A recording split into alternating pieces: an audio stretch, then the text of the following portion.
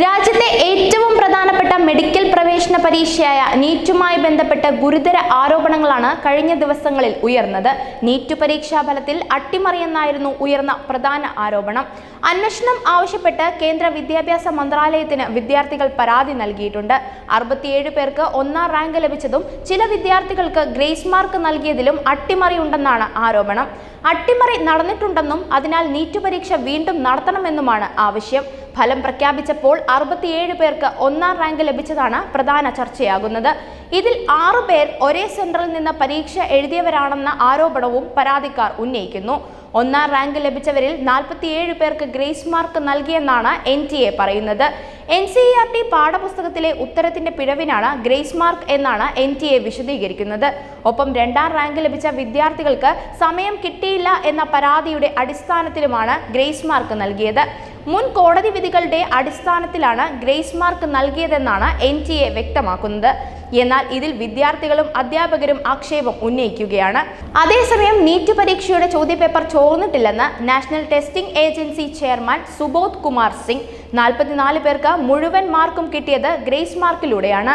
സമയം കിട്ടാത്തവർക്ക് സുപ്രീം കോടതിയുടെ നേരത്തെയുള്ള നിർദ്ദേശപ്രകാരം ഗ്രേസ് മാർക്ക് നൽകി. ഇതാണ് 1ാം റാങ്കിന്റെ എണ്ണം കൂടാൻ കാരണം. ഗ്രേസ് മാർക്കിൽ അപാകതയുണ്ടോ എന്ന് പരിശോധിക്കുന്നതിനായി പുതിയ സമിതിയെ രൂപവൽക്കരിച്ചതായും അദ്ദേഹം വ്യക്തമാക്കി. വിശ്വസ്തത ഉറപ്പാക്കിയിട്ടാണ് പരീക്ഷ പൂർത്തിയാക്കിയത്. ഹരിയാനയിലെ 6 പരീക്ഷാ കേന്ദ്രങ്ങളിലെ 1600 വിദ്യാർത്ഥികൾക്കാണ് ഗ്രേസ് മാർക്ക് നൽകിയത്. ഗ്രേസ് മാർക്ക് നൽകിയ വിദ്യാർത്ഥികളുടെ പേര് വെളിപ്പെടുത്തുവാൻ കഴിയില്ല.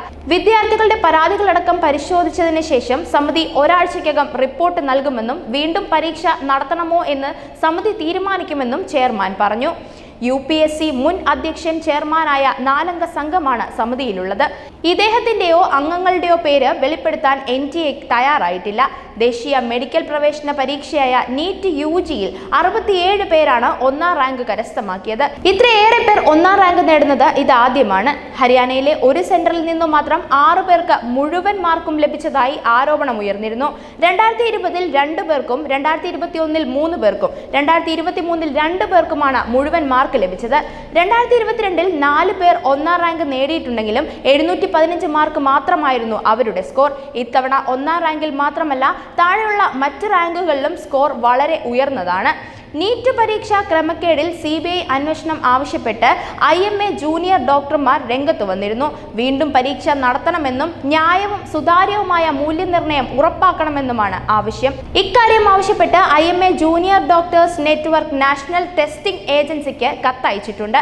അതേസമയം നീറ്റ് പരീക്ഷയുമായി ബന്ധപ്പെട്ട വിവാദം പുതുതായി അധികാരമേൽക്കുന്ന NDA സർക്കാരിനെതിരെ ആയുധമാക്കാൻ പ്രതിപക്ഷ കക്ഷികളുടെ നീക്കം. ഞായറാഴ്ച സത്യപ്രതിജ്ഞാ ചടങ്ങുകൾക്ക് പിന്നാലെ തിങ്കളാഴ്ച ഡൽഹിയിൽ വൻ പ്രതിഷേധത്തിനാണ് പ്രതിപക്ഷ പാർട്ടികൾ ആഹ്വാനം ചെയ്തിരിക്കുന്നത്.